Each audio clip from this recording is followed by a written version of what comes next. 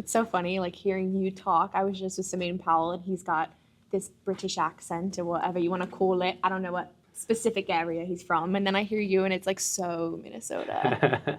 The A's and the O's. I'm not even going to try and emulate yours.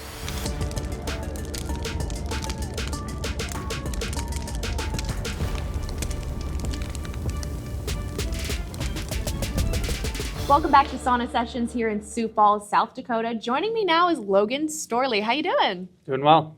How's this weight cut going? Is this really just the start of it? Yeah, yesterday and today are the tough days. Are you more of a sauna guy, or do you run? What do we do? We do 30, 40 minutes of work on the mat and then sauna afterwards, and try to keep it as fresh as possible while making weight. And you're just like completely fasting right now, no food? A little bit this morning. Got to have a little bit of carbs to get you through the evening session tonight. What was your carb of choice? Oatmeal this morning and some berries. Ooh, so yum. Yeah. Well, when this is all done, fight's over, what are we getting? I miss pizza and wings. The things you don't get during camp. Okay, so I've been waiting actually multiple days to talk to you about this. I feel like you're the best person to talk to about the grossness of actually being in the cage, because you are a wrestler. You have to get body to body with these grown men who are sweating and probably spitting and bleeding all over you. Does that not gross you out? I think you'd be in the wrong business if that did gross you out. No, for me, it's just being a wrestler since I was 5 is you're used to competing and full contact all the time. So You've never had like a disgusting moment in the ring though? No. Cage? I think you're so in the fight that you don't realize till afterwards, of what's going on. I saw in the lobby after Alexei Pergandi's fight, he had blood in his hair. It was in between his toenails, all over his chest. And when I was talking to him, I could smell it on his breath. Have you ever had a situation like that where and it was his opponent's blood, where it's just like all in all your crevices? There's some of those fights where there's a lot of blood.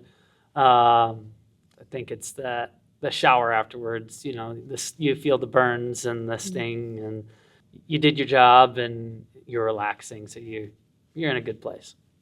All right, nothing grosses Logan Storley out, guys. Okay. What's your favorite way to submit someone in the cage? Well, I don't have any submissions, which is crazy. Almost all mine are TKOs. Oh, look at that. Yes. So I'd like to get one submission win before my career's done. So Okay. we've been working on that. How would you like to see it done? I think arm triangle would Okay. be cool. A classic. Yep, put someone to sleep. What's the best advice you've ever gotten from someone?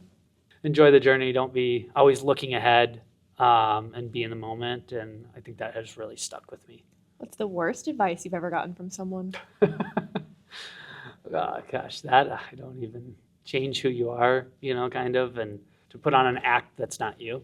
Sometimes in the fight game, you got to sell certain things, and so to me, that would be it, is not being true to yourself. I mean, look, this is entertainment. That is sport. Sometimes you got to put on a little show. For sure. I think if you're getting too far away from who you are, I think that hurts you. Good point. You're just talking to the wrong person, because I'm all about putting on a show, okay? What matchup would you like to see across the PFL, you as a fan? Archie Colgan versus Usman. Who would be your dream opponent? Either Messiah or Thad to get that belt back. So let's take a look back at some of your career.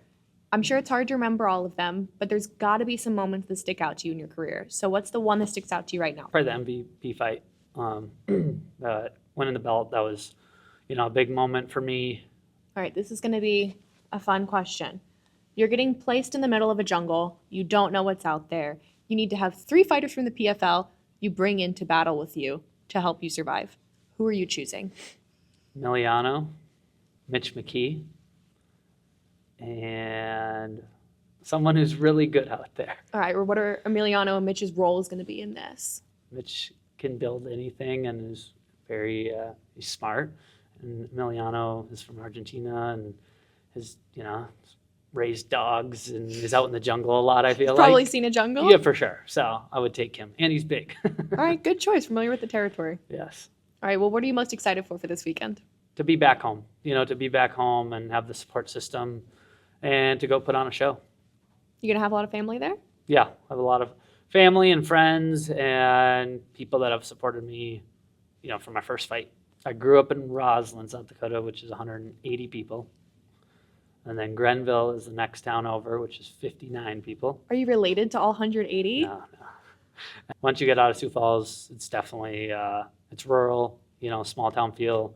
People are very nice, and people support each other. Well, all 180 of you better be there on Saturday. Thank you so much for doing this with me. We will catch you guys on the next one.